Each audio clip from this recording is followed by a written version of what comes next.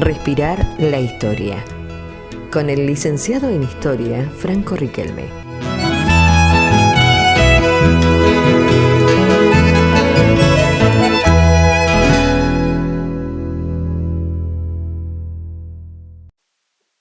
Hola, muy buenas tardes a todos, a todas, a todes. En la clase de hoy me interesa a mí desarrollar el origen de la educación moderna en Argentina a partir de un texto que es el de Adriana Puigros, que vamos a estar trabajando. Es parte de una bibliografía transversal. Es un libro devenido en clásico en ciencias de la educación argentina, latinoamericana. La autora es Adriana Puigros y en este caso se trata del libro ¿Qué pasó en la educación argentina? Breve historia desde la conquista hasta el presente. Prácticamente me interesa a mí desarrollar algunas partes del libro, particularmente en este caso el capítulo 4, que se titula La organización del sistema educativo nacional. Y tiene un periodo que podemos desarrollar entre 1853 y 1870. Me interesa a mí este arco temporal en principio eh, por dos razones. En principio el punto de partida, 1853, va a tener como el plano de arquitectura del país, que es la Constitución Nacional. Es a partir de allí donde van a poder leer en ese texto cómo se piensa la educación desde lo primario hasta lo universitario como instrucción general, lo cual ya es un campo de disputas que se entiende por instrucción general. Digo, va a ser un campo de disputas entre las clases sociales, entre los sectores dominantes dentro de la oligarquía, lo cual ya vamos a empezar a desarrollar, a definir qué se entiende por oligarquía. Seguramente ustedes lo habrán visto en historia social argentina y latinoamericana, quizás con algún otro concepto, categoría, como grupo conservador, la clase burguesa, en fin, vamos a verlo nosotros, nosotras, desde la categoría analítica de la oligarquía, bien, como una forma de dominación política, a la cual me voy a referir la clase siguiente. Ahora solamente me quiero detener en qué significa que la Constitución Nacional se haya interesado precisamente en la educación como este campo de instrucción general para hombres, mujeres y niños, de lo cual van a debatir los presidentes fundacionales desde Mitra, Avellaneda, Sarmiento, Roca, eh, políticos que van a pensar justamente en la administración no solamente del país, sino que también piensan el rol, el papel que tienen que jugar las instituciones. 1870, un año antes, está el primer concilio vaticano y seguramente me pueden estar preguntando qué tiene que ver esto con la educación, qué tiene que ver con la Argentina. Pues tiene que ver mucho, ya lo vamos a ver a partir de la ley 1420 también, lo cual se inaugura, digo, a partir de esta lectura del capítulo 4 de Adriana Puigros, que es la cuestión entre lo secular y lo laico. Bien, este gran debate que se va a desarrollar eh, en Argentina, que es justamente entre el Estado y la Iglesia Católica, lo cual también tiene su campo de disputa en la educación. Cuando lo pensamos particularmente en el Congreso, en el primer Congreso Pedagógico Sudamericano, que se realiza en Buenos Aires, es gestado por Sarmiento, y donde se va a pensar justamente las instrucciones generales de la educación, aquello que pensaba y que pensó, que propuso justamente la Constitución Nacional, como base de organización territorial, política, social, económica y cultural para todo el territorio argentino, del cual, vale decir, se estaba todavía extendiendo hasta nuestra región en el día de hoy, Tierra del Fuego, Antártida e islas del Atlántico Sur. Lo cual también amerita otra explicación, un breve paréntesis. Vamos a desarrollar ahí la educación religiosa a fines del siglo XIX en lo que respecta a la Patagonia. Pero bueno, para que quede claro, 1853 se piensa la educación moderna a partir de la Constitución Nacional, Digo que ahí tenemos como el principio de la educación moderna. Antes hay educación, pero estuvo a cargo justamente de la Iglesia Católica, desde 1492 en América Latina. Bien, jesuitas, franciscanos, incluso desarrollaron las primeras universidades. Una de ellas, de gran renombre de lo que hoy es la Argentina, la Universidad Nacional de Córdoba. Bien, solamente por mencionar algunas. Ahora bien, este campo de disputa, decía yo, entre la Iglesia y, y el Estado nacional moderno es justamente pensar la educación entre si va a ser justamente secular, que lo que va a admitir es un proceso cultural de diferenciación, de pluralidad, de recomposición ideológica, política, social. Y por otra parte tenemos lo laico, que es un proceso estatal de autonomía, que donde va a diferenciar justamente las instituciones y particularmente esta decisión entre la sociedad civil y los grupos religiosos. Lo que tenemos justamente a partir de eh, lo que es la Constitución Nacional de 1853 y el escenario del Congreso Pedagógico Sudamericano realizado en Buenos Aires es si es la educación debe ser laica o secular. Bien, y ahí entonces tenemos una serie de preguntas que hemos desarrollado en clases presenciales y es, bueno, ¿qué enseñar? Ahí tenemos la primera instrucción, ¿no?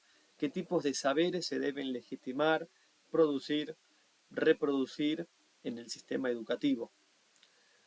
Cuando uno piensa en los tiempos del orden colonial, lo que primó justamente fue una filosofía religiosa, bien, es decir, la fe, el predominio en la fe. Fines del siglo XIX tenemos el predominio de un tipo de saber que va a ser científico, racional, sistematizado. Y a partir de allí uno puede ver que esta instrucción general va a estar vinculada precisamente a una serie de campos principales, protagónicos, que es el saber histórico, geográfico, vinculado justamente a la enseñanza de la lectura y la escritura, con un idioma en particular, el castellano. Eh, Ese es el qué enseñar. Después tenemos el cómo enseñar. Ahí tenemos la cuestión pedagógica, ¿no? Lo vincular. Eh, lo cual dista mucho hoy de pensar la categoría pedagógico como se pensaba hacia fines del siglo XIX. Bien, donde tenemos los castigos corporales, otro tipo de correcciones eh, que ya vamos a ir viendo, ¿no? Eh, También justamente ahí tenemos la invención del aula, ¿no? Con sus sillas, con las paredes, con las series de reglamentos donde debe imperar el silencio, un determinado orden, ubicación, disposición de aulas, la diferencia entre el profesor, la docente y las estudiantes, el guardapolvo blanco, ¿no? Como una especie de homogeneización. Digo guardapolvo blanco, inclusive lo blanco como pureza, ¿no? Bueno, hay mucho para debatir ahí, lo voy a dejar como una especie de abanico para las lecturas, digo las lecturas en plural, que se puedan desarrollar y abrir a partir de este capítulo 4 de Adriana Puigros. Ahí tenemos entonces qué enseñar, quién debe enseñar, cómo enseñar, y la otra cuestión es desde dónde enseñar, ¿no? Cómo se va a ubicar justamente la educación moderna, qué rol empieza a ocupar en la sociedad argentina. Y a partir de ahí uno detecta rápidamente que la educación está vinculada con las otras materias de la sociedad. Me refiero en el plano económico, social, cultural, político. Bien, esto lo vamos a desarrollar con un texto de Pierre Bourdieu, Espíritus de Estado. Esta cuestión, digamos, diría yo, como orgánica, dialéctica, entre el Estado como un conjunto de instituciones y entre ellas la escuela. Bien, como el Estado, en esta capacidad de dirección y dominio por parte de un grupo social, va a disponer, bueno, qué se debe enseñar en la educación, pero también qué sujetos quiere formar. Bien, qué tipos de trabajos son los que deben formar los sujetos, y esto corresponde a el patrón de acumulación del capital. Dicho más fácilmente, ustedes lo habrán visto en primer año como el modelo agroexportador, aquella idea de que la Argentina a comienzos del siglo XX fue granero del mundo. Entonces la educación va a formar una condición social, es decir, forma determinadas relaciones sociales de producción. En este caso, para ser breve, le interesa formar peones, por decirlo, gente que sea útil para el trabajo de campo, ¿no? Para las estancias, para la cuestión agrícola, ganadera, ¿no? Técnica. Esa es una cuestión de la que me interesa pensar, discutir, con el capítulo 4 de Adriana Puigros.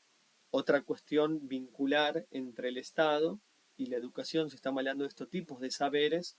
Bueno, ahora bien, si en el aula somos 30 personas, hay diferentes concepciones de historia. Si hay 30 personas, hay 30 maneras de pensar la historia. Ahora bien, el Estado te va a decir una manera de pensar la historia. Bien, a partir del diseño curricular, qué saberes se legitiman, y la cuestión está a pensar ahí, bueno, qué saberes quedan por fuera. Y es a partir de allí, del Congreso Pedagógico Sudamericano, 1882, es como una especie de, podríamos decir también inaugural, un antecedente a esta primera ley tan importante en la unidad 1, fundamental, que es la ley 1420, más brevemente. La ley 1420 es resultado, es hija del debate del primer Congreso Pedagógico Sudamericano, que se hace en 1882, como resultado, consecuencia, si se quiere, en 1884 tenemos la ley 1420.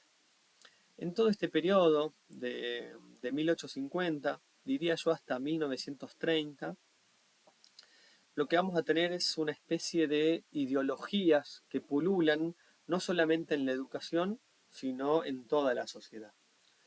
Y entre ellas va a ser el higienismo, que se vincula con la medicina, con otra institución, con el hospital, y esto lo podemos relacionar inmediatamente, digo, la idea de higienismo con la higiene. Ya lo vamos a ver en la ley 1420, sus primeros artículos establecen que todo estudiante tiene que estar aseado. Viene el aseo personal, que debe estar bañado, limpio, la idea de la pureza. Tiene sentido cuando uno lo piensa a fines del siglo XIX, la idea de los inmigrantes.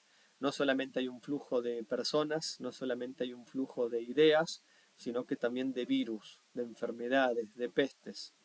Bien, entonces la escuela opera como una especie de prevención social, donde los maestros, maestras revisan los pies, los dedos, ¿no? de los estudiantes, las cabezas, para evitar piojos, liendres. De ahí tenemos los primeros cordones sanitarios. Bien. Eh, por otra cuestión, hay incluso de una manera simbólica, lo podemos asociar con el guardapolvo blanco.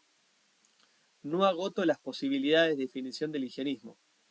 Toca leer los textos. Solamente menciono como al pasar. Bien, queda en ustedes después seguir desarrollando. Esa es una, el higienismo. La otra cuestión que me interesa es el positivismo. Es una época donde la modernidad se configura en esta idea de Sarmiento, ¿no? Con el Facundo, civilización como el punto más alto, álgido que puede alcanzar una sociedad, y con civilización hay obviamente toda una cuestión racista, racial, ¿no? Que la idea de civilización es ser blanco, hombre, heterosexual, patriarcal, machista, ¿no? Eh, está justamente la idea, como el mito, la concepción de que vinimos en barcos, ¿no? Que la Argentina es toda blancura, somos todos blancos, no hay negros, ¿no? Ese es el punto más álgido de la sociedad, la civilización. Y por la contracara, el otro lado de la moneda, viene a ser la barbarie. Bien, entre comillas, ¿no? Lo que se va a desprestigiar, ocultar, exterminar, eliminar, invisibilizar. un montón de cuestiones peyorativas, negativas, ¿no? Lo indígena, podríamos decir inclusive el campesinado, los negros, el gaucho, el caudillo, bien de manera general, está como esa antinomia, civilización y barbarie, bien. Entonces la educación también es como un gran escenario institucional para fomentar la producción ideológica de la civilización y tratar de separarlo de la barbarie. Y a esto vengo con una tercera ideología que es el normalismo, bien, que hasta el día de hoy siguen predominando las escuelas normales. Tremendo, ¿no? Porque cuando uno se pone a reflexionar sobre el peso de las palabras, está queriendo como también separar, ¿no? Hay gente normal y gente anormal. ¿Qué quiere decir esto, no? ¿Con qué criterios uno puede medir lo que sería la normalidad y la anormalidad? Bueno, ahí también entra la escuela como este criterio de autoridad y de verdad, de decir, bueno, quién es normal y quién es anormal. Lo dejo ahí, ¿sí? También. No por cuestión mía de pereza intelectual, sino todo al contrario, para poder alentar entre ustedes eh, y a partir de estas clases virtuales, digitales, ser como un soporte más a la clase presencial, pero también a lo que son las lecturas. Eh, Bien, eso sería todo lo que me interesa de momento, pensar justamente qué es la educación moderna, el rol que va a tener las ciencias como un peso de calificación, como una sanción escolar para decir lo que está aprobado, lo que está desaprobado, no solamente dentro de la institución, sino también por fuera, ya sea desde la higiene, desde la formación para el trabajo, desde lo cultural, los tipos de saberes que se legitiman y los que quedan por fuera, marginados, excluidos. Y por último, yo he dejado ahí esta cuestión, este debate, que no me olvido, que les decía, del primer concilio del Vaticano, 1869, es la gran escisión entre el Estado y la Iglesia. Poderes que van a seguir conviviendo de manera contradictoria, pero de la cual hay una gran alianza en el sistema educativo. Bien, y ya lo vamos a debatir con la ley 1420, porque hasta el día de hoy está esta cuestión de una gran alianza eh, que atraviesa el siglo XX y el siglo XXI en la enseñanza educativa. Bien, el saber científico y el saber religioso.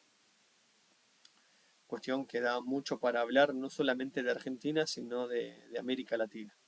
Bien, las cuestiones de la libertad de culto. Pensemos que es tan importante el peso, la matriz eclesiástica, que desde la Constitución Nacional de 1853 hasta la última reforma constitucional en 1994, todos los presidentes, más allá de jurar sobre el libro de las Sagradas Escrituras, la Biblia, debía ser católico. Bien, ahí tenemos algo que ya nos dice el peso justamente de larga duración que ha tenido la Iglesia en lo político y en lo cultural. Respirar la historia. Con el licenciado en Historia, Franco Riquelme.